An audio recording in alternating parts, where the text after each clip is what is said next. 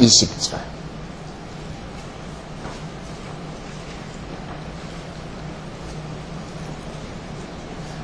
여호와께서 또 가라사대 소돔과 고모라에 대한 부르짖음이 크고 그 죄악이 심히 중하니 내가 이제 내려가서 그 모든 행한 것이 과연 내게 들린 부르짖음과 같은지 그렇지 않은지 내가 보고 알려 하노라.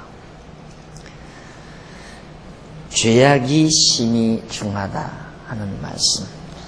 우리 교재는 57페이지 밑에서 8번째 줄바꿈이요.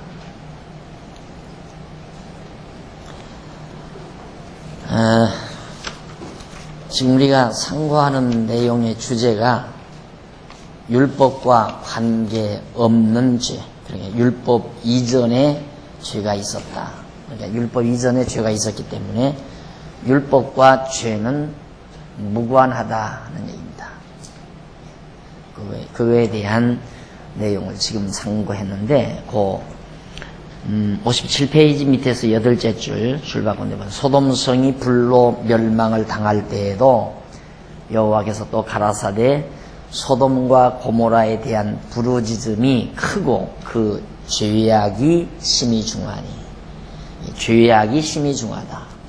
창세기 18장 20절 이제 봉독해드린 말씀인데, 라고 죄악상을 밝혀준다. 그 죄악상에 대한 구체적인 내용은 두 천사가 소돔성 롯의 집에서 음식을 먹고 있는데 소돔성 사람들이 두 천사와 상관하겠다고 그렇게 달겨드는 상관하겠다고 이끌어내라고 롯에게 요구하기 하니까 롯은 자기의 두 딸을 저들에게 내어주면서 너희 눈에 좋은 대로 그들에게 행하고 이 사람들은 내 집에 들어왔은즉 이 사람들에게는 아무 짓도 하지 말라 한 내용을 우리가 살펴볼 수 있습니다. 죄악이 극심하다. 그 죄악이 뭐냐? 롯의 집에 이제 두 천사가 하나님의 사람들이 왔는데 소돔성 사람들이 그게 여자인 줄 알고 아름다운 여자인 줄 알고 그 여자를 끌어내라. 우리가 그 여자와 상관하겠다. 바로 그 내용입니다. 그러니까 롯은 이 사람은 우리 집에 온 손님이니까 다치지 말고 건드리지 말고 내 딸이 있으니까 내 딸을 내줄 테니까 너희들이 마음대로 해라. 이것이 바로 지금 소돔성의 죄악상이었다 하는 얘기입니다. 결국 죄악상은 자기 좋은 대로 행동하는 거죠. 자기 좋은 대로 행동하는 거. 그래서 역시 소돔성 사람들의 행동도 자기들의 눈에 좋은 대로 행동하는 범죄입니다. 결국 자기 좋은 대로 행하는 것이 다 죄악이다. 우리들 이 세상 살면서 하나님 기쁘신 뜻대로 사는 것보다는 다 자기 좋은 대로 살죠. 자기 좋은 대로. 그러니까 결국 우리는 하나님의 말씀에 의해서 내 생각을 바꾸고 내 가치관을 바꾸고 이러기 전에는 다 하나님 좋으신 것이 내게는 나쁘고 내게 좋은 것이 하나님에게는 나쁜 그런 결과가 오죠. 그러나 하나님의 말씀에 의해서 내 가치관이 바뀌어져 버리면 하나님 좋아하시는 것이 나도 좋고 하나님이 싫어하시는 것을 나도 싫어하는 결과가 올 수밖에 없는 거죠. 그래서 죄란 뭐냐? 결국 나 좋은 대로 행동하려는 것. 이게 바로 죄다. 그런 얘기입니다. 그래서 결론적인 얘기를 우리 58페이지 세 번째 문단이 되나요? 그 줄 바꾼데 보시면 한 줄 떼서 그 중간 조금 못 미쳐서 지금까지 가인의 경우나 노아의 시대의 경우를 비롯해서 소돔성이 불로 멸망당하던 시대 등의 구체적인 죄악상, 인간들의 그 죄악상을 우리가 차례로 잘 살펴봤습니다. 그런데 이들 시대에 나타난 죄악상에 있어서 공통점이 뭔가?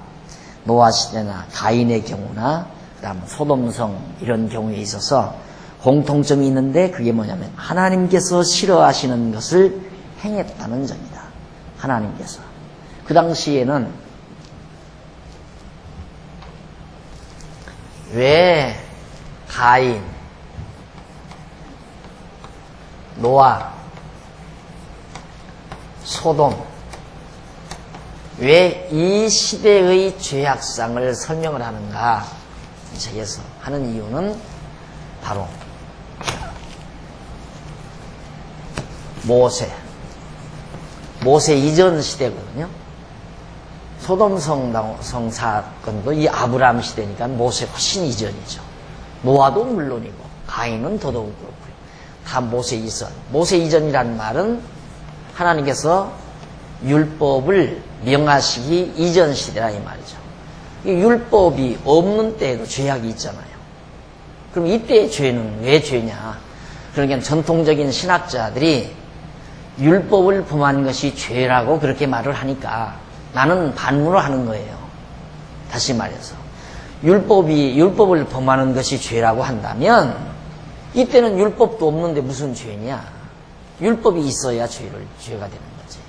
그래서 율법이 있기 전에도 죄악이 있었다.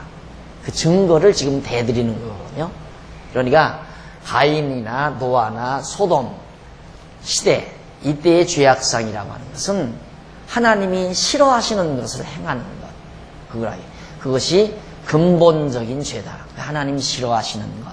그 악이고 그 악이 구체적으로 우리 내면 세계에 존재할 때 그게 바로 이제 죄. 그래서 우리는 다 죄를 가지고 있죠. 하나님이 싫어하는 요소들을 다 가지고 있어요. 인간들이. 그래서 그 죄가 우리들이 밖으로 드러날 때 그걸 범죄라고 한다고 그랬죠. 그러니까 보편적인 보통의 생각은 나쁜 행동을 했기 때문에 죄인이라고 생각하는 거죠. 도둑질을 했기 때문에 죄인이다라고 생각하지만 제 견해는 그것이 아니에요. 성경의 견해는 도둑질을 했기 때문에 죄인이 아니라 죄인이기 때문에 도둑질을 했다 그 말입니다. 죄인이란 말은 속에 탐악이, 욕심이 가득이 있다. 그게 죄인이에요. 내가 실제로 도둑질을 안 해도 내 속에 욕심을 가득히 간직하고 있으면 그 도둑질이에요. 아니, 그게 죄라 이 말입니다. 그러니까 그런 죄인이 죄를 지니고 있는 죄인이기 때문에 도둑질을 한 거죠. 도둑질을 했기 때문에 죄인이 아니라 죄인이기 때문에 도둑질을 했다. 그렇게 여러분들이 납득만 가면 죄라는 게 무엇이라는 것이 훨씬 더 신학자들보다 근본적으로 죄를 이해하는 자들이다. 그러니까 어쩔 수 없이 우리는 하나님 앞에 죄인이에요.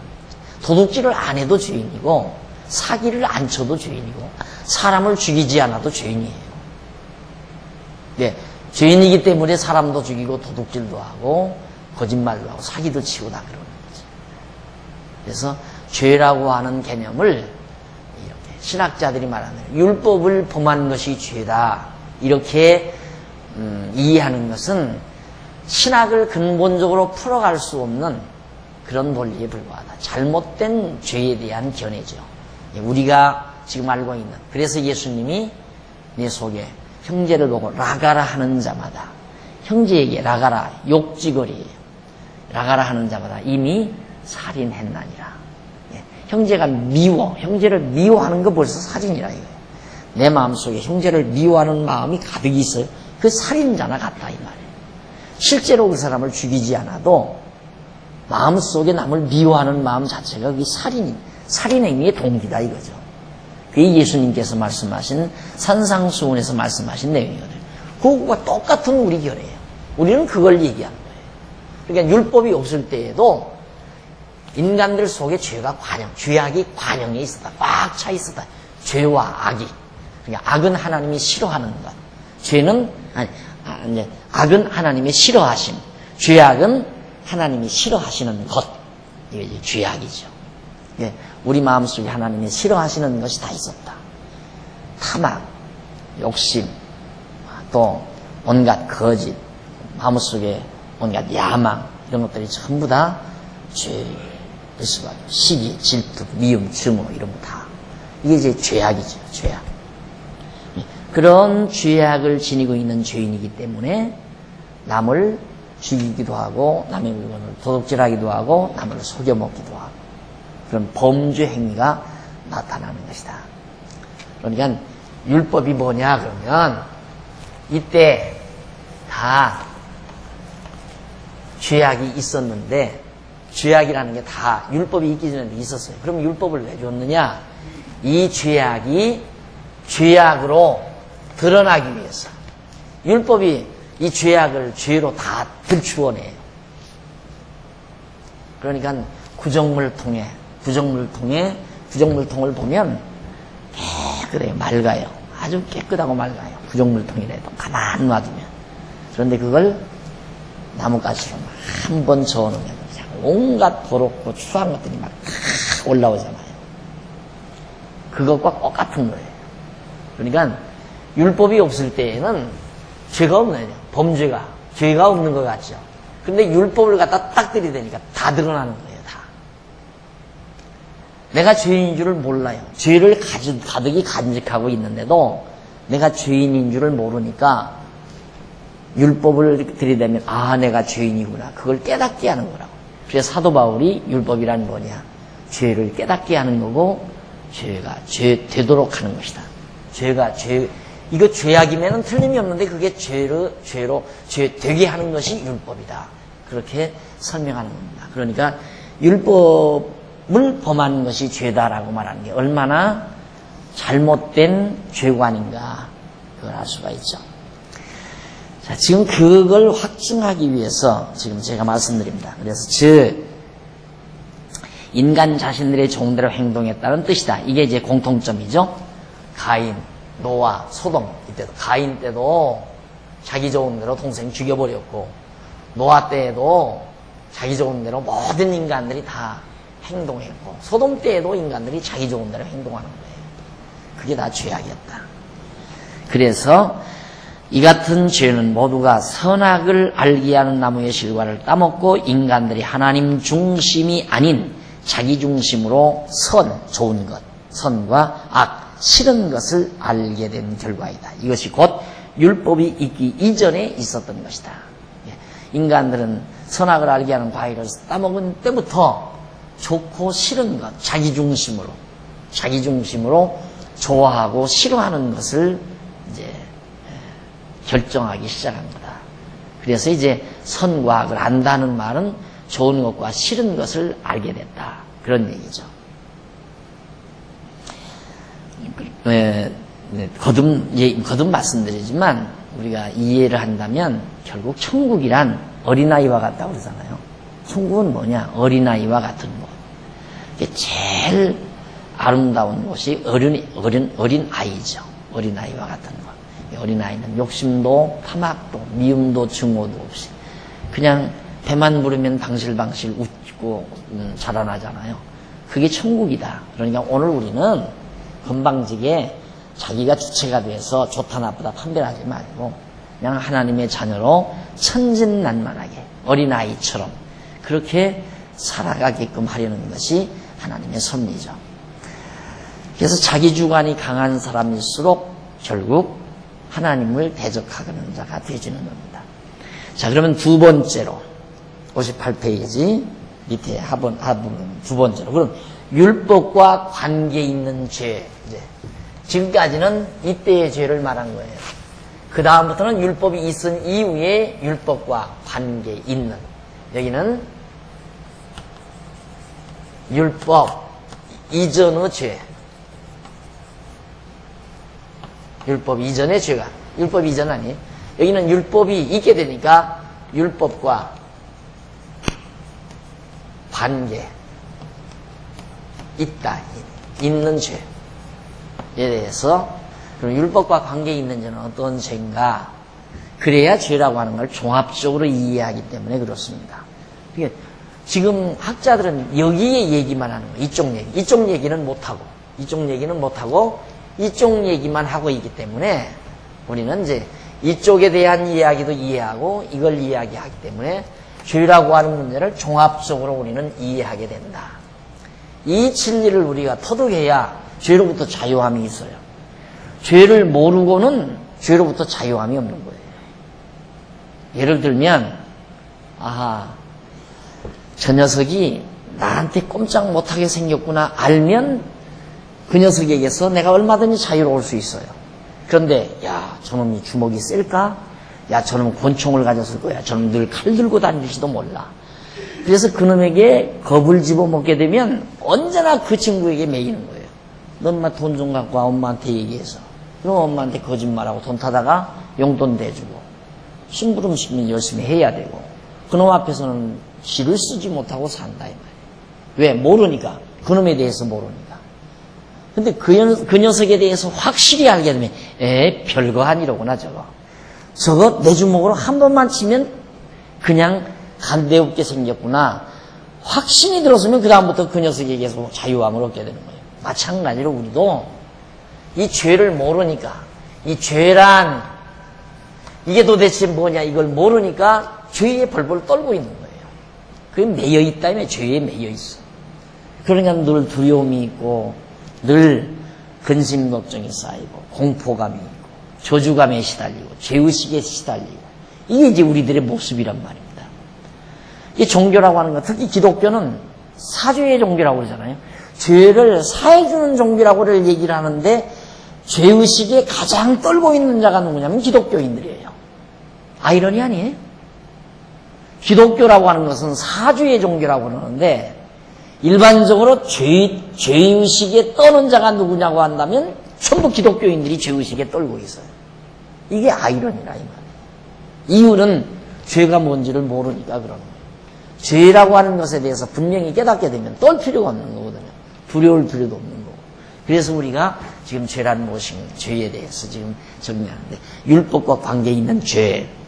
기독교 초기인 교부시대를 비롯해서 종교개혁을 거쳐 오늘에 이르기까지 죄라는 것을 언제나 율법과 관계지어서 이해하는 것이 일반적인 생각으로 되어 있었어요. 지금까지 말한 대로 그것은 죄라는 것을 율법의 위법으로 알고 있었기 때문이다. 이와 같은 견해는 죄의 내면적인 본질을 설명하는 것이 아니라 죄의 외면적인 표현, 여기는 내면적 본질, 여기는 외면적 표현, 여기는 본질이에요. 이건 형식이고 표현이니까 형식, 외면적 형식. 그러니까 기존의 학자들은 죄를 외면적인 형식이나 즉 표현이나 형식을 말하지 우리처럼 내면적 본질에 대해서 말을 지금까지 못한다 이 말이에요. 그러니까 자유함을 못 줘요. 이게 우리가 이렇게 공부를 하는 이유는 죄라는 구체적인 그 본질을 깨닫게 되면 우리가 여기서 자유함을 얻을 수 있어요. 죄로부터. 그래서 마음에 평안이 오는 거거든요. 그런데 그렇지 않으면 조금만 뭐 나에게 어떤 어려운 일만 부딪혀오면 내가 이거 죄져서 그러는가. 그리고 자기가 조금 불건전한 행동을 했다 하면 항상 벌벌벌벌 떠는 거예요. 왜? 내가 이 죄를 졌으니 이 죄값을 언젠가는 하나님이 나에게 내릴지 모른다. 그래 벌벌 떤다.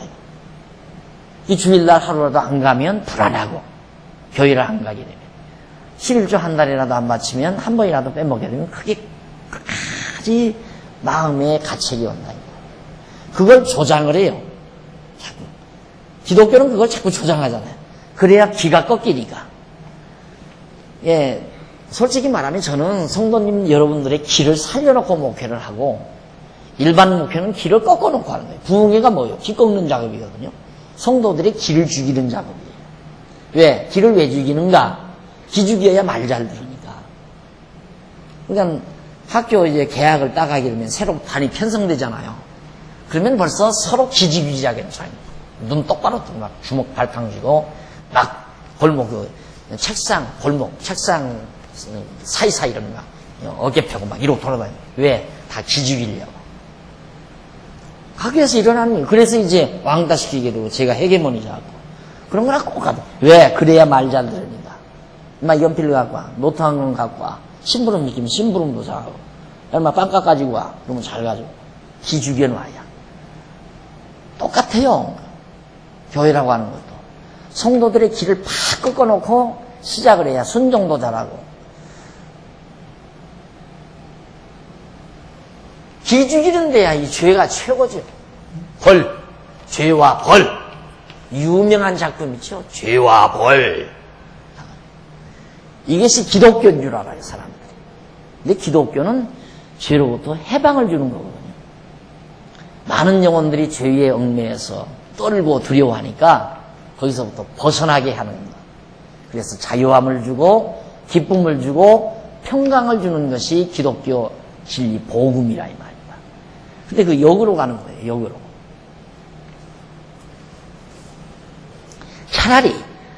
차라리 교회를 안 다니는 사람은 아야. 그건 이제 경우가 또 달라요. 교회를 안 다니는 사람은 죄의식 전혀 없어요. 도둑질 못해서 아니지 뭐. 도둑질을 못해서. 남 못 꺾어서 아니고.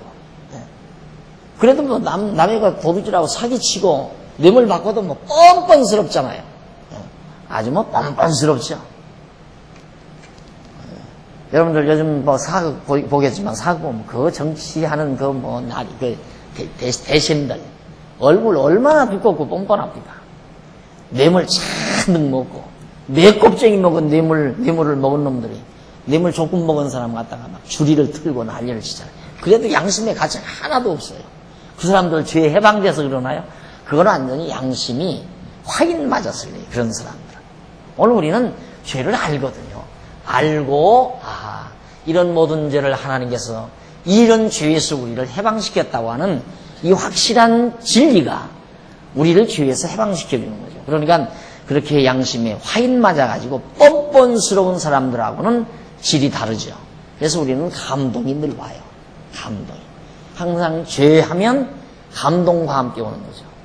이러한 사악한 죄를 하나님이 다 용서하시고 덮어주시고 사주했다고 하는 확증을 우리가 얻으니까 그래서 우리에게는 역시 죄의 자유함과 더불어 감동이 찾아오게 됩니다.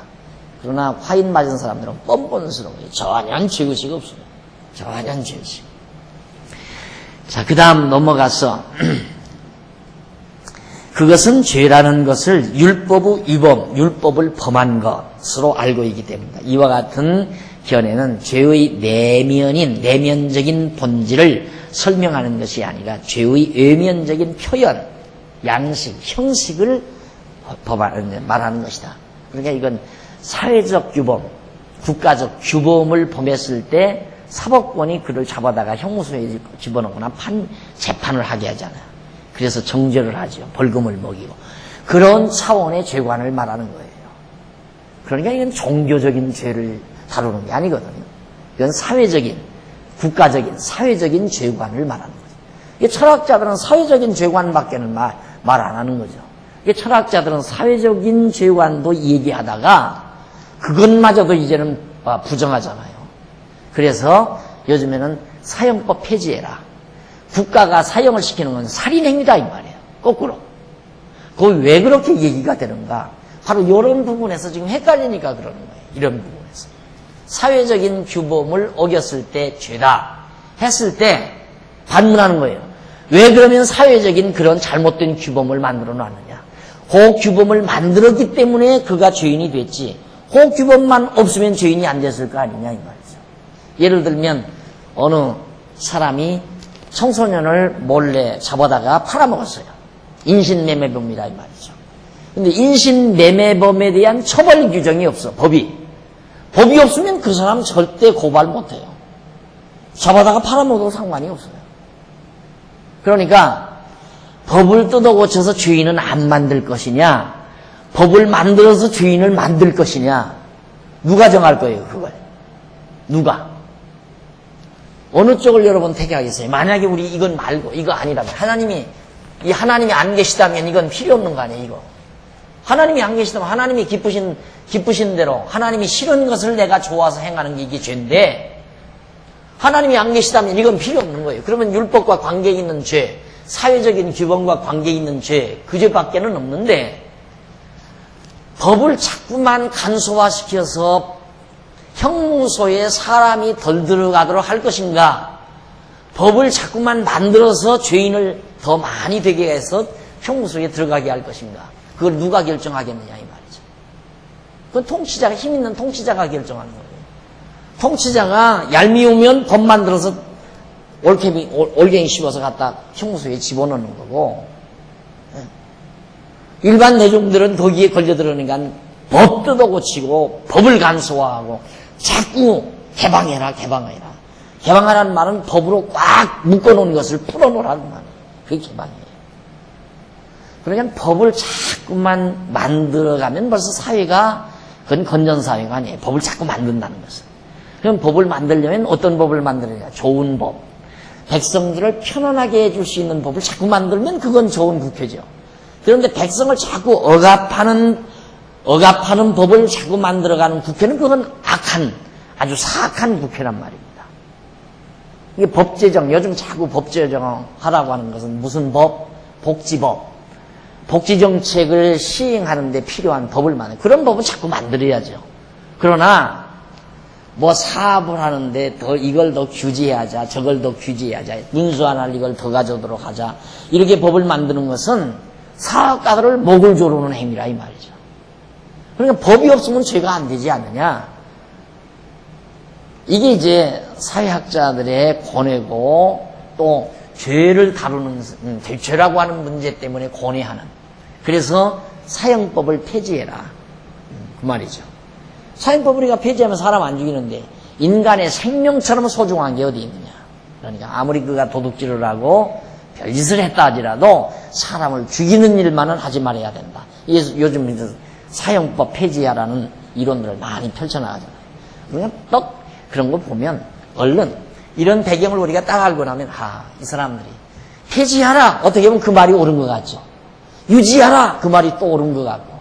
우리가 그래서 왔다 갔다 자기 주관이 없으면 이리 쏠리고 저리 쏠리고, 이래서 이제 자기 주관이 없어가지고 항상 자기가 시류에 매여서 살아가는 거예요. 그 시대의 흐름에 매여서. 그러나 우리가 이런 죄란 무엇인가 이걸 포괄적으로 인식했을 때는 그런 말하는 사람들 좀 우습게 보이죠. 좀 유치하게 보이는 거죠.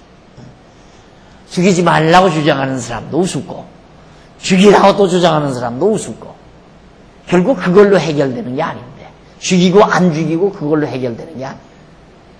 결국 이 세상은 사악한 세상이기 때문에 누가 누구를 정죄해요? 어떤 의미에서 죄인이 죄인을 죽이는 거예요.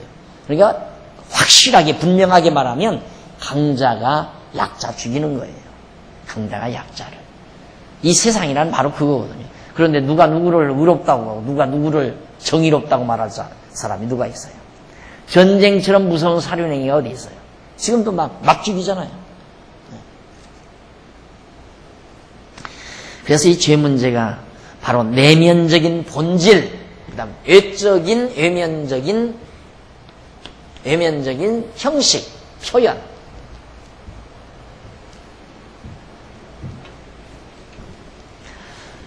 59페이지 위에서 6째 줄 줄바꾼데 보시면은 모세의 율법은 원래는 인간의 외부로 나타나는 행동만 관계 있는 것이 아니라 인간의 내면까지도 전부 관계되는 것이다. 예수께서 모세의 율법에 대하여 간음하지 말라는 계명이 인간 행동만이 아니라 내면의 본질까지도 규제한다는 것을 밝혀주신 바 있다. 예를 들면 항상 내가 늘 죄 문제 얘기할 때는 내 어린 시절 얘기를 했죠. 여자를 보고 음욕만 부모도 이미 간을 했나니라. 바로 지금 그 말이에요. 이게 이제 내면적 본질이에요. 예수님께서 하신 말씀인데 여자를 보고 음욕을 품는 자마다 이미 간은 했나니라 이 말이에요. 그러면 남자가 여자를 보고 음욕을 안 품어도 남자인가? 여기 여자분들은 모를 거예요. 여자가 남자가 아니니까. 남자라면 누구나 건전한 남자라면 여자를 보면 끌리게 돼 있고 관심을 가지게 돼 있고, 그게 정상적인 남자 아니에요? 우리 타락된 인간으로서. 예수님은 그것이 가능한 거라 이 말이에요. 그런데 모세의 율법은 뭐냐? 모세의 율법은 간음하지 말라. 실제로 여자를 범하지 않으면 의인이 된다는 형식의 말이에요. 그러니까 그건 형식을 말하는 거예요. 형식을. 이건 내면의 본질을 말하는 거고. 여자는 안 그렇겠어요? 여자도 마찬가지게. 멋있는 남자 보면 뭔가 생각이 달라지겠죠.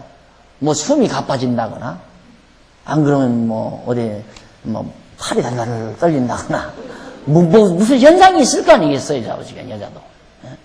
그거 정상이에요, 그거 당연한 정상이죠.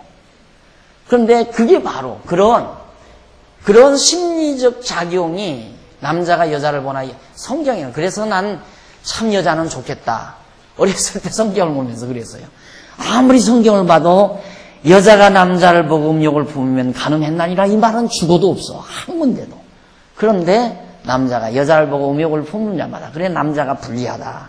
이런 생각을 하면서 그 성경을 많이 봤거든요. 봤는데 바로 내면의 본질을 말하는 거고 현재 사회적인 죄라고 하는 건 외면적인 형식.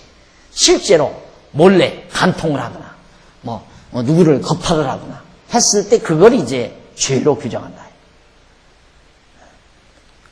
그러니까 죄라고 하는 것이 우리들이 보편적으로 알고 있는 형식이 아니에요. 본질이지. 이 본질은 우리 안에 가득 차 있어요. 누구나. 다 똑같이 가득 차 있다 이 말이에요.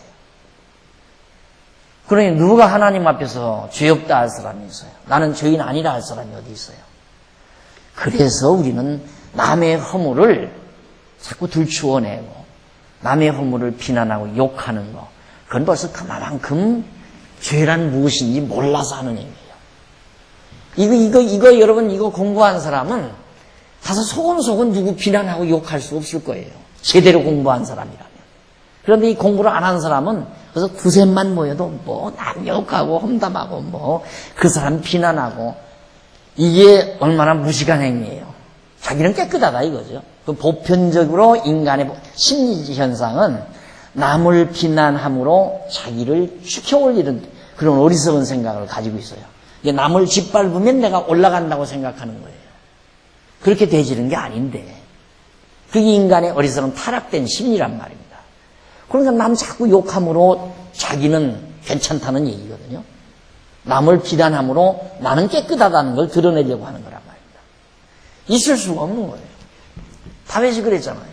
주께서 우리의 죄악을 감찰하실 텐데 누가 그 말은 아무도 주 앞에 설 사람이 없습니다. 그 말이에요. 아무도 어떤 사람도 주님 앞에 하나님께서 우리의 죄악을 우리의 내면에 있는 우리 인간 심리적 내면에 있는 그 죄의 본질을 하나님이 살피신다면 아무도 주 앞에 설 자가 없습니다. 네. 사유하심이 주께 있으면 이걸 사유한다. 다 우리 더럽고 추악하지만 전부 다 영광으로 덮어서 용서하신다. 아버지에게 불효하는 자식 아버지가 다 용서하죠. 그냥 불효심이 그냥 그 아들에게 있어요. 있어도 내 아들이에요.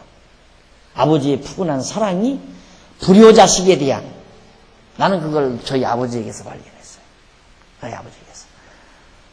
저희 큰형님이 이미 세상 떴는데 세상 뜨신 큰형님 얘기를 해서 안 됐지만은 큰형님이 아버지 재산을 다 갖다 탕진해가지고 그 어려운 중에도 더 아버지가 고생을 많이 하셨어요. 불효자죠. 그러고 나 아버지 뭐 돌볼 생각 않고 아버지 이름으로 빚 얻어다가 전부 갖다가 쓰고는 빚 안 갚아요. 그럼 누가 갚아요? 아버지가 갚아야 되잖아요. 그래서 내가 아버지 곁에 있다가 내가 다 날벼락을 내가 다 맞았는데 그 빚 다 갚아드리고 다 하느라고 그랬는데 나는 그때 그런 생각을 했어요. 아버지는 큰형님을 미워할 것이다. 나는 빚을 갚아드렸으니까 아버지가 나를 제일 사랑할 것이다. 이런 생각을 했는데 천만에 많습니다. 천만에 많습니다. 항상 큰형님 생각을 해요. 아버지는. 그렇게 불효자인데도. 하나님이 마찬가지예요. 우리 다 더럽고 추악하지만 당신이 선택된 당신의 백성이니까 그냥 우리 사랑하고 다 덮어버리고 용서하시고 우리를 의롭다고 그냥 의롭다고 한 거예요. 우리 의롭다. 내 백성이다. 근데 누가 우리를 정죄하느냐 이 말이죠. 그게 바울이 로마서 8장에서 나누어요. 그리스도 안에 있는 자 결코 정죄함이 없나니. 누가 정죄할 거냐면 하나님이 날 사랑하고 나 죄 없다 했는데 하나님이 나를 죄 없다고 하는데 세상에 누가 나를 정죄하느냐. 아무도 정죄할 자가 없지. 그렇잖아요. 다 자기들도 죄인인데 누가 나를 정죄해. 그냥 남 험담하는 거예요. 참 성경에 무식한 사람이고 진리에 무식한 사람이에요. 남 험담하고 비난하고 남 헐뜯는 것. 남 잘못을 자꾸 들추어내는 거. 그건 기본도 안 되는 사람이에요. 기본도. 그러니까 이 진리를 배우게 되면요, 자꾸 덮을 마음이 생기죠. 자기가 정말 마음이 좋아서 덮는 게 아니라 이 진리를 깨닫고 보니까 맞아, 나에게도 저런 게 있어. 맞아, 나에게도 저런 악심이 있고 나에게도 저런 추함이 있어. 이게 발견이 되니까 감히 남을 비난하거나 욕하거나 못하는 거죠. 양심이 있으면 어떻게 남을 욕해요? 내게도 그게 있는데. 그런데 남을 비난하지 않고 남의 험담을 들추어내지 마. 저 사람 마음씨 좋다 이 말이에요. 마음씨 좋아서가 아니라 엄밀히 말하면 아주 나쁜 놈이라 남 말을 못하는 거예요. 그렇죠? 나도 나쁜 놈이니까 나쁜 사람이 나쁜 일을 말 못한다 그 말이에요. 그래서 우리 정말 진리를 깨닫고 나면 그래서 복이 외적으로 멋있는 사람이 되죠. 남 욕하지 않고 비난하지 않고 남이 뭐 잘못해도 너그럽게 이해하고 덮을 수 있는 아량이 자꾸 생기게 돼요. 일단 여러분 자꾸 남 이렇게 허물을 자꾸 들추어내는 거 기본이 아니라는 거 이것만 봐도 너무너무 확실하고 분명하죠. 덮는 거 다 덮고 이해하고 그런다고 해서 나는 의롭다 이것도 제일 미련한 인간이에요. 나는 의롭다 제일 미련한 인간.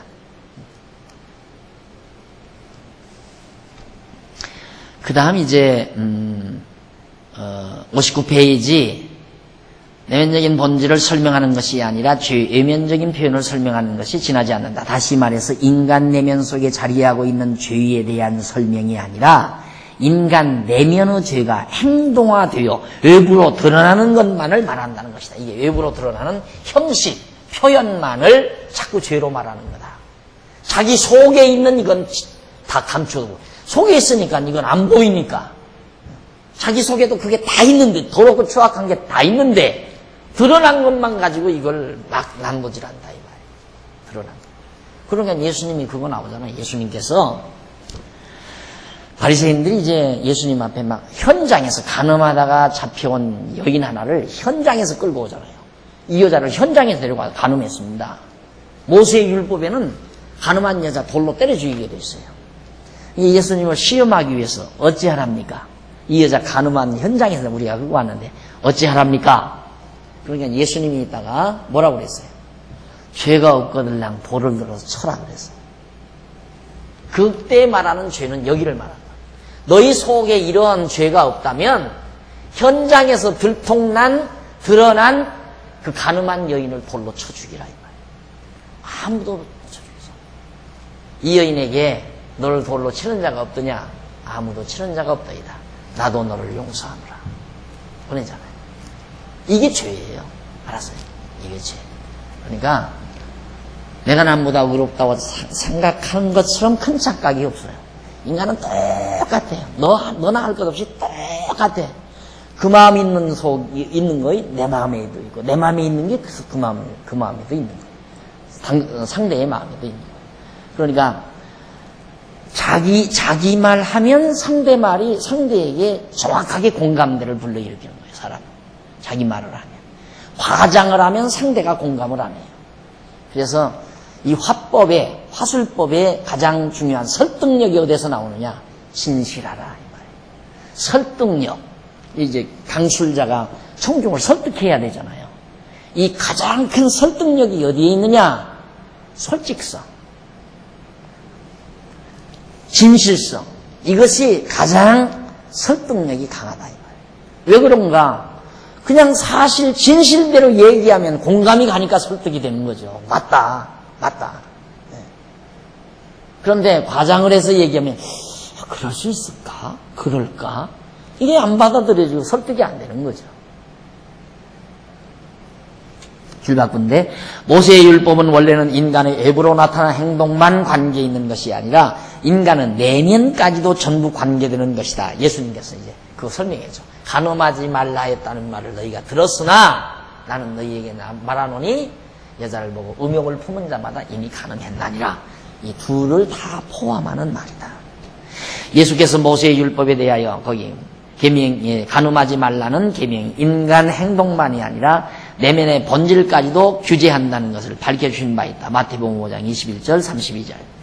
예를 들면 모세의 율법에 간음하지 말라는 계명은 나무 아내를 범하는 실제 행동만을 규제하는 것이 아니라 여자를 보고 음욕만 품어도 간음한 것으로 간주하는 인간 내면의 심리까지도 규제한다는 말이다.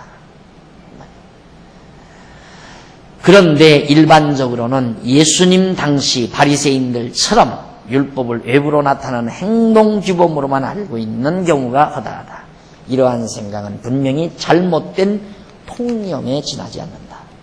예수께서 제자들에게 가르쳐 주신 바른 견해의 율법과 관계가 있는 죄는 어떠한 성질을 가지고 있는 것인가를 알아보기 위해 먼저 에덴 동산에 있어서의 아담과 하와의 죄를 살펴보고 다음으로 모세의 율법 아래에서의 죄와 범죄에 대해서 진술하려고 한다.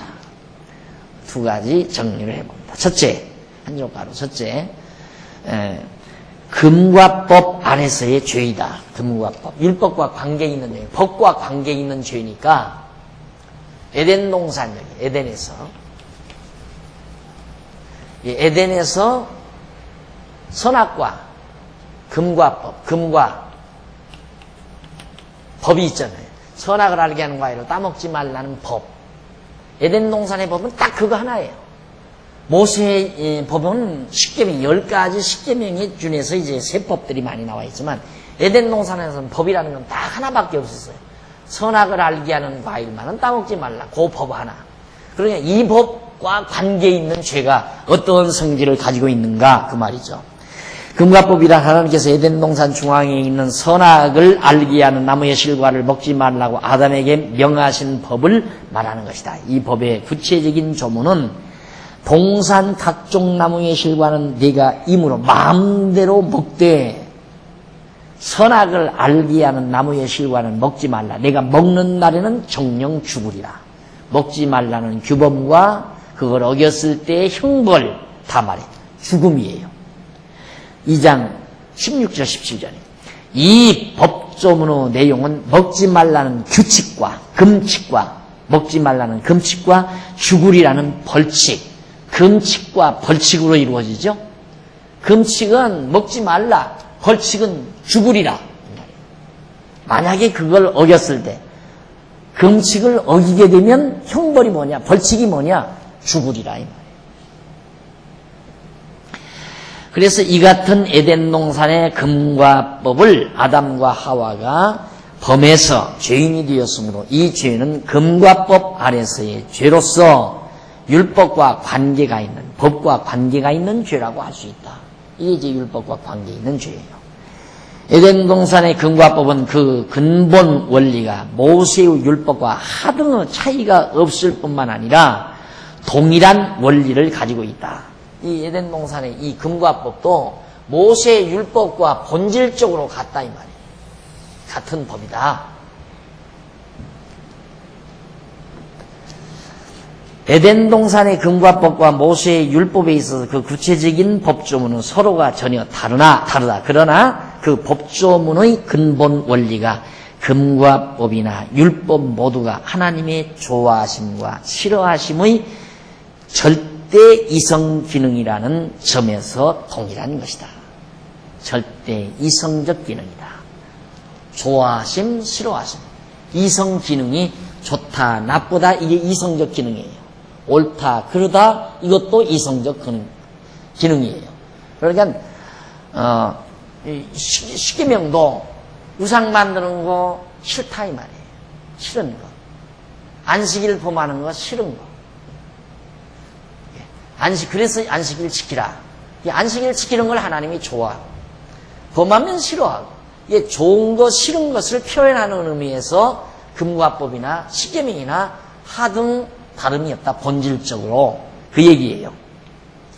여기서 지금 말하려고 하는 게 뭐냐면 결국 죄가 형성되는 근본 요소는 하나님의 이성 기능으로부터 출발이 된다. 이걸 말하고 싶어서 그러는 거예요. 하나님이 존재하지 않으면 죄도 없어요. 그렇잖아요. 우리 종교적인 죄가 없어요. 또 내 앞에 강자가 없으면 내가 죄될 거 하나도 없죠. 내 앞에 강자가 없으면 우리 인간끼리도 예를 들어서 우리 인간끼리 우리가 지금 처음에 이제 어느 무인도에 가서 산다 하십시다. 나 혼자 살 때는 아무 죄가 형성이 안 돼요. 나 혼자 내 마음대로 하는데 무슨 죄가 돼요? 그런데 나보다 강한 놈 하나가 떠오더니만 제일 좋은 과일나무, 제일 좋은 시냇물, 제일 좋은 땅, 이걸 딱 차지하고 너희는 막 이거 따먹지 말고 이거 너 가져가지 마. 이렇게 할 때부터 이제 법이 생기는 거예요. 그러면 내가 그 제일 좋은 나무에 가서 과일 따먹으면 내가 도둑놈이 되고 죄가 되는 거예요. 그러니까 나보다 강한 놈이 없으면 죄는 없어요. 그렇잖아요. 다시 말해서 하나님이 존재하지 않으면 죄도 존재하지 않는 거예요. 그 말을 우리가 이해하게 하시려고, 그 내용을 이해하게 하려고 지금 제가 이 이론을 이끌어가는 거예요. 당연하잖아요. 거듭 말씀드리면 니체의 고민이 거기 있는 거예요. 하나님 우리가 이 강자놈들이, 힘 있는 놈들이 법을 만들어 놓고 그걸 사회적 규범으로 정해놓고 그걸 도덕이니 윤리니 그렇게 해놓고는 인간을 규제하고 다스려 간다. 그래서 이제 도덕을 폐지해버리고 무시해버리고 이제 그가 세계관을 정립하려고 애를 쓴 이유가 거기에 있는 거죠. 그러니까 가정에서도 형들이나 언니들 있는 틈바구니에서 큰아이들하고 형이나 언니들이 없는 데서 큰아이들하고 있는 데서 큰아이들하고 달라요. 없는 데서 큰 놈은 자유분방해요. 제멋대로 해요. 그러나 언니나 형이 있는 데서 큰 놈은 규제를 많이 받잖아요. 형한테 두들겨 맞기도 하고 언니한테 혼나기도 하고. 그러면 규제를 받으니까 자제하는 능력, 제압을 받는 능력이 있어요. 그게 훈련이 돼요. 그래서 성품이 완전히 다르죠. 그래서 독자 외아들이 문제성이 있다. 아무도 규제하는 놈이 없으니까 제가 완전히 제 세상이에요. 어머니 아버지야 이겨먹을 수 있는 거니까. 이겨먹지 못하는 건 형은 못 이겨먹어요. 형은 두들겨 패니까. 수틀리면 패잖아요. 패는 앞에서는 꼼짝 못하잖아요. 학교 가서도 마찬가지예요. 집에서는 어머니 아버지한테는 대들어도 학교 가서는 꼼짝 못하잖아요. 형들한테, 선배한테. 그래서 뭐 학교 딱 가면 선배들에게 딱 한번 선배가 눈 뜨기 시작하면 뭐 꼼짝 뭐 발발발발 떨고 후배들. 그게 바로 이제 말하는 대로 강자가 바로 법이다. 이런 원리가 나오는 거죠. 그것에 의해서 죄가 형성이 되는 거냐?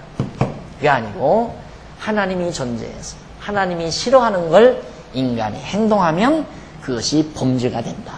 하나님이 싫어하심이 하나님의 이성적 기능이고 절대 이성의 기능이고 그 싫어하시는 그것을 인간이 내면에 가지고 있으면 그게 죄고 그 내면에 가지고 있는 죄를 드러내면 행동으로 드러내면 그게 범죄고 그렇다는 얘기예요. 결론적으로.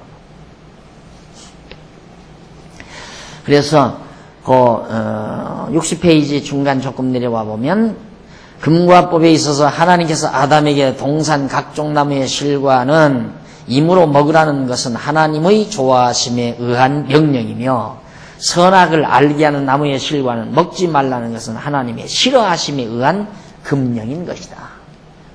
명령과 금령 나오죠. 명령과 금령. 하나님께서 따먹으라. 이게 명령이에요. 먹지 말라 하는 게 금령이고 이게 따먹으라 하더니만 먹게 해줘요. 하나님.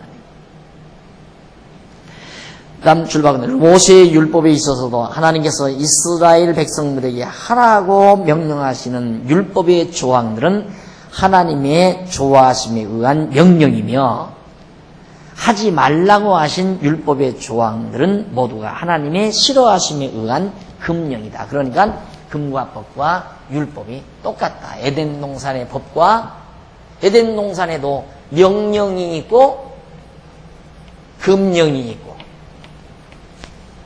모세 율법에도 명령이 있고 금령이 있고 이러다. 이런 의미에서 법은 똑같다. 그걸 설명하기 위해서 넘어가서 61페이지 위에 세 번째 줄. 그러나 에덴 동산의 금과 법과 모세의 율법 기능에는 근본적인 차이가 있다. 에덴 동산의 금과법은 아담에게 처음으로 죄가 형성되는 데 있어서 필수적인 요소, 역할을 담당하는 기능을 가지고 있으나 모세율법은 이미 인간 안에 형성되어 있는 실제 않은 죄로 하여금 죄가 죄되게 하며 죄인임을 깨닫게 하는 기능을 가진 것이다. 이러한 에덴 동산의 금과법과 관계가 있는 죄는 과연 어떤 것이다.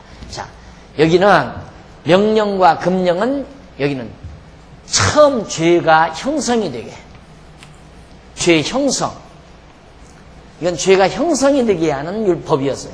그런데 여기는 형성된 죄가 죄되도록 하는 그런 면에서 조금 기능이 다르다.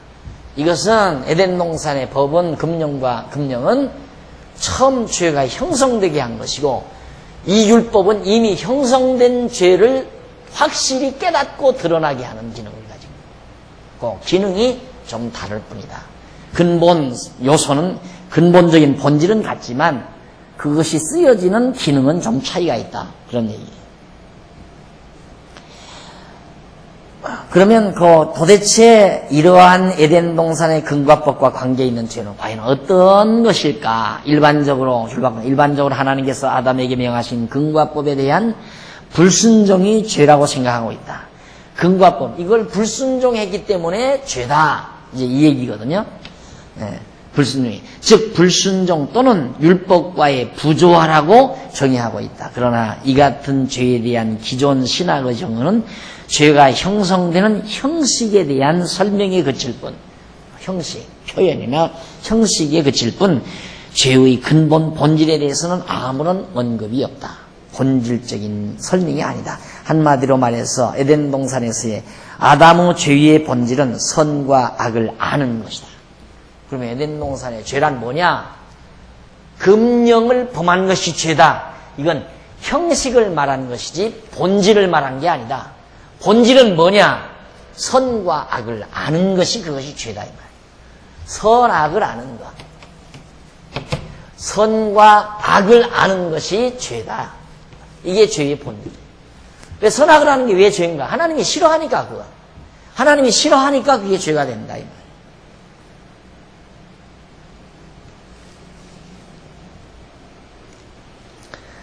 조금은 여러분 좀 어려운 것 같지만은 그래도 이렇게 치밀하게 자세하게 정리를 해놓아야 확고해져요. 너무 분명하고 확고해져요. 그래야 이제 여기서부터 이제 모든 사고가 올바르게 정리가 되는 거죠. 그러나 일반적으로 하나님께서 아담에게 명하신 금과법에 대한 불순종이 죄라고 생각한다. 그 밑에 지금까지 줄 바꾼데 더 밑에 네 번째 줄, 밑에서 네 번째 줄, 한마디로 말해서 에덴 동산에서의 아담의 죄의 본질은 선과 악을 아는 것이다. 하나님께서 처음 아담과 하와를 지었을 때에는 선악을 모르는 상태의 인간이었다. 그런데 하나님께서 금하신 선악을 알게 하는 나무의 실과를 먹고 실과를 아담과 하와가 따먹은 후부터 선악을 알게 된 것이다. 이것이 바로 아담과 하와가 지은 에덴 동산의 금과법과 관계를 가지고 있는 죄다 이 말이에요. 율법과 관계 있는 죄가 뭐냐? 율법과 관계 있는 죄 중에 에덴 동산의 법, 에덴 동산의 금령과 관계 있는 죄는 선악을 아는 것이다. 그러니까 우리는 결론이 하나님의 금령을 범한 것이다. 이렇게, 이건 형식을 말한 거라고 하잖아요. 그러니까 기존 신학자들은 하나님의 금령, 법을 어긴 것이 죄다라고 하는 건 죄가 만들어지는 형식만 얘기한 것이지 죄의 근본 본질, 근본적인 성질, 이 본질을 말한 게 아니다.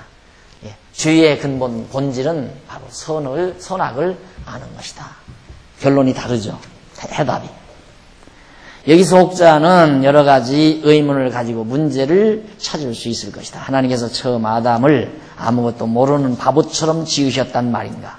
그리고 인간이 선악을 아는 것이 왜 죄가 되는가? 뿐만 아니라 하나님께서 왜 선악을 알게 하는 나무의 실과를 에덴 동산의 중앙에 나게 하셨는가? 등의 질문이 있을 수 있다. 이 같은 질문은 너무도 당연한 질문이라고 생각합니다. 그러면 여기서 하나의 질문이, 그럼 하나님은 선악도 모르고 그러면 인간은 아무것도 바보처럼 되라는 얘기인가? 이제 이런 질문을 할 수 있잖아요. 인간, 너는 선악을 알 필요 없다. 그냥 바보처럼 살아라. 이 얘기인가? 하나님께서 처음 지으신 아담은 절대로 바보는 아니었다. 창세기 2장에 보면 여호와 하나님께서 흙으로 각종 들짐승과 공중 각종 새를 지으시고 아담이 어떻게 이름을 짓나 보시고 공중의 각종 새를 짓나 보시려고 그것들을 아담에게로 이끌어 오셨을 때 아담이 모든 육축과 공중의 새와 들의 짐승 모든 짐승이 이름을 지어준 사실이 있다. 그리고 여호와 하나님께서 아담 사람을 독처하는 것이 좋지 못하여 아담을 위해 돕는 배필을 아담의 갈빗대로 하나를 취하여 여자를 만들어 아담에게로 이끌어 오셨을 때에도 아담은 이는 내 뼈 중에 뼈요 내 살 중에 살이라. 이것을 남자에게서 취하였은즉 여자라 칭하리라고 하였는데 이 두 사람이 벌거벗어도 부끄러워하지 않았다고 했다. 이 같은 내용을 자세히 살펴보면 아담이 자기 좋은 대로 각종 짐승이나 새들의 이름을 지은 것을 하나님께서 용납하셨고 또 하나님께서 사람의 독처하는 것이 좋지 못해서 좋게 하시려고 여자를 지어 아담에게 인도했을 때 아담이 좋아하면서 부끄러워할 줄도 몰랐다는 사실을 알게 된다. 그러니까 하나님하고 아담하고 똑같아요. 하나님이 짐승을 지어서 어떻게 이름을 짓나 하고 데려다 주니까 아주 하나님 마음에 들게 이름을 잘 지어요. 또 아담이 독처하는 것이 안 좋아서 하나님이 안 좋다 이 말이죠. 물론 아담도 안 좋았을 거 아닙니까? 그래서 여자를 만들어 데리고 가니까 아주 아담도 좋아하는데 하나님도 보시기에 좋았더라 이 말이에요. 그러니까 하나님 좋으신 대로 아담도 좋아하고 하나님이 싫어하는 건 아담이 싫어하고 이렇게 되어지는 것이 바로 선악을 알게 하는 과일을 안 따먹는 거예요. 이게 선악을 알게 하는 과일을 따먹으면 반대가 된다니까. 하나님이 좋아하시는 걸 아담은 싫고 하나님이 싫어하는 걸 아담이 좋고. 왜? 주관이 다르니까. 주체가 다르다 이 말이에요. 하나님 중심으로 좋아하고 싫어하고 해야 하는데 자기 중심으로 좋아하고 싫어하니까 하나님과 대적이 된다 이 말이에요. 그게 타락이에요. 그러니까 하나님이 절대 아담을 바보로 지은 게 아니다. 결국 우리가 천국 간다는 게 뭡니까? 하나님 좋아하시는 대로 나도 좋아하고 하나님이 좋아하시는 거, 하나님이 싫은 게 나도 싫은 거예요. 요즘 우리 교회에 새로 나온 성도님 한 분이 계신데 나이가 드셨는데 술만 먹으면 머리가 아프대요. 술을 너무너무 잘 잤습니다. 술만 먹으면, 술만 자시면 머리가 요즘 아프다고. 교회 다니면서부터 그렇게 됐다고. 참 신기하다고. 이게 술이 먹기 싫다 이거예요, 술이. 그러니까 바로 그거죠. 하나님을 경외하며 살면서 술이 싫어지는 건, 과거에 술이 좋았는데 왜 술이 싫어져요? 안 그래요? 그러니까 좋아하고 싫어하는 것이 하나님과 같아지는 거.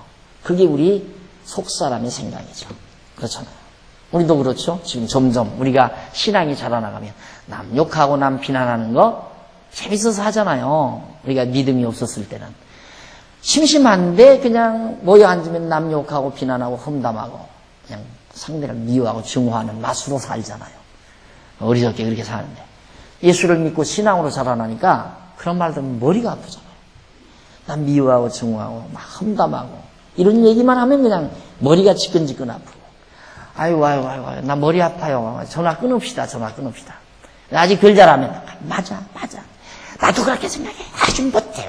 하면서 그냥 전화통에다 대고 그냥 계속 짓거리는 거죠. 그게 좋으니까. 그래서 좋아하는 것이 달라져요.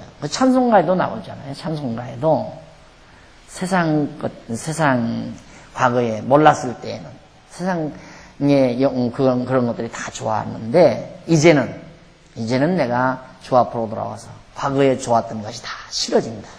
당연한 거죠. 이게 천국이라는 게 바로 그거예요. 하나님 좋아하는 대로 내가 좋아해지는 거.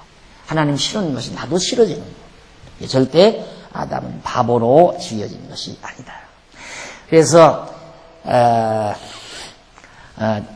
위에 63페이지 위에 뒷부분 제일 위에 상단 뒷부분에 보시면은 그런 내용이 나와요. 즉 아담의 생각이 하나님의 뜻과 일치했고 하나님께서 좋아하시는 것을 아담도 좋아했다는 것을 알게 된다. 그러므로 하나님께서 처음 아담을 지으실 때에 바보처럼 지으신 것이 아니라 하나님의 형상을 따라 지으신 것을 알 수 있다. 처음 지을 때 하나님의 형상대로 지었단 말이죠. 그런 것들이 하나님의 형상. 형상이라는 게 무슨 사이즈, 이런 모형, 모델 이런 것이 아니고 하나님의 내면적 형상, 내면적인 본질적 형상.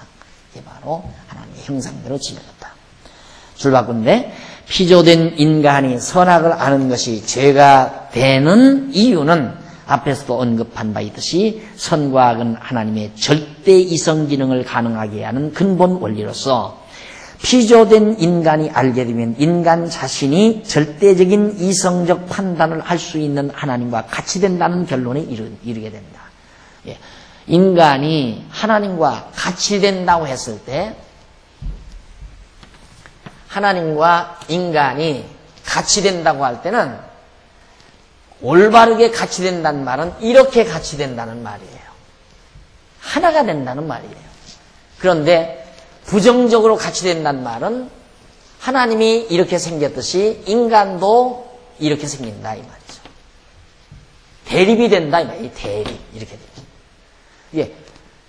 하나님이 좋아하는 걸 아담이 좋아하고 하나님이 싫어하는 걸 인간도 싫어한다면 이렇게 되는 거예요. 하나님과 인간이 하나가 되는 거죠. 하나님이 내 안에 있고 내가 하나님 안에 있고 하나가 되는 건데 이건 하나님과 같이 된다는 것은 하나님이 자기 중심으로 이성적 판단을 하듯이 인간도 자기 중심으로 이성적 판단을 하다 보니까 이렇게 똑같이 둘이 됐는데 둘이 같이 됐다. 이게 대립 상태에 있다.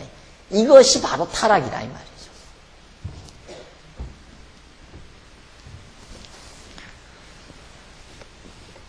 그래서 이것은 바로 하나님께서 싫어하시는 것이다. 그러므로 인간이 선악을 알아서 자신의 판단 기준에 의하여 좋은 것과 싫은 것을 분별하는 이성적 기능을 가진다는 것은 당연히 죄가 되는 것이다. 다시 말해서 모든 만사 만물에 대한 심판 기준이 하나님께도 있고 인간에게도 있어서 서로 대립을 이루게 되므로 이 같은 것은 하나님께서 당연히 분명히 죄가 된다는 말이다. 그리고 한 예를 든다면 어린아이가 처음 출생해서 사리를 분별할 수 없는 철부지 때에는 아기 자신의 마음대로 움직이며 노는 것이 모두가 부모의 기쁨이 돼요. 어렸을 때 철부지할 때 그냥 하는 대로 다 부모가 기뻐하고 좋아해요. 그런데 기쁨이 되지만 아기가 성장해서 자라게 되면 부모의 뜻을 거역하고 자기 고집대로 행동하는 탕자가 되는 경우를 볼 수 있다. 즉 부모와 자식이 대적을 이룬다는 말이다. 이와 같이 처음 아담도 하나님 앞에서 어린아이처럼 살아야 하는데 그와는 반대로 하나님과 같이 선악을 알게 되어 자기 좋은 것은 하고 싫은 것은 하지 않는 탕자가 되어버린 것이다. 자, 이게 바로 지금까지 제가 설명한 율법과 관계 있는 죄 중에 에덴 동산의 명령과 금령과 관계 있는 죄, 그것이 바로 선과 악을 알게 된 것, 그것이 바로 죄의 근본 본질이다. 강조해드리고 설명해드렸습니다.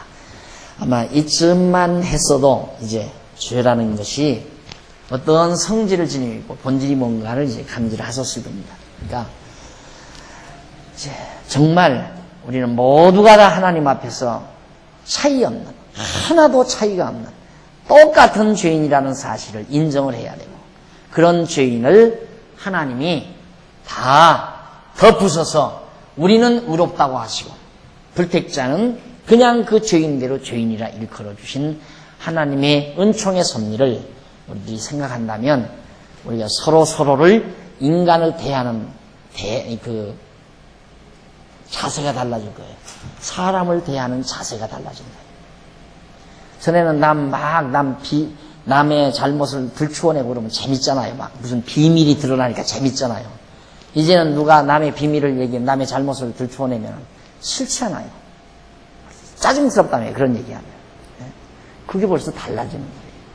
이게 바로 이런 내용을 깨닫게 되면 자꾸 머리에서 그런 명령이 내려요. 싫다, 아이고 싫다. 너는 안 그러냐, 아이고 싫다. 네. 남 욕하고 남 자꾸 비난하고 험담하면 아이고 싫어, 듣기 싫어. 너는 안 그러냐, 너도 그러냐, 나도 그러는데 왜 그러느냐. 자꾸 그런 생각이 들어서 그만큼 이제 자꾸 달라지는 거죠. 오늘 저녁 아마 좋은 공부 하셨으리라 생각합니다. 앞으로도 계속해서 더 정리를 해보도록 약속하고 오늘 강의 여기서 마치십시다. 자비하신 아버지 하나님, 오늘 밤도 저희를 부르시고 율법과 관계 있는 죄를 저희들이 살펴봤습니다. 아버지 하나님, 에덴 동산에서의 금령과 관계 있는 죄, 그것이 바로 선악을 아는 것이라고 우리 배웠습니다. 아버지 하나님이요, 우리는 하나님 앞에서 내가 내 주장에 의해서 내가 주장이 돼서 내 중심으로 선악을 알아서는 안 되는 줄 알면서도 아직도 우리는 내 주장대로 나 좋은 대로 행하고 나 싫은 건 안 행하는 그런 어리석은 삶을 아직도 우리는 살고 있습니다. 하나님 아버지요, 우리가 간절히 소원하는 말은 하나님이 좋아하시는 대로 기쁘신 뜻대로 우리 살기를 원하고 하나님이 싫어하시는 것은 나도 싫어지기를 간절히 바라는 간절한 소원이 있습니다. 하나님 아버지요, 우리에게 지혜를 주셔서 깨닫고 하나님과 같이 되어지는, 하나가 되어지는, 하나님이 내 안에 거하시고 내가 하나님 안에 거하는 아름다운 생활이 이루어지도록 역사해 주시옵소서. 돌아가는 발길 지켜주시고 주 안에서 다시 만날 때까지 평강을 더하시옵소서. 예수님의 이름으로 기도드립니다. 아멘. 하늘에 계신 우리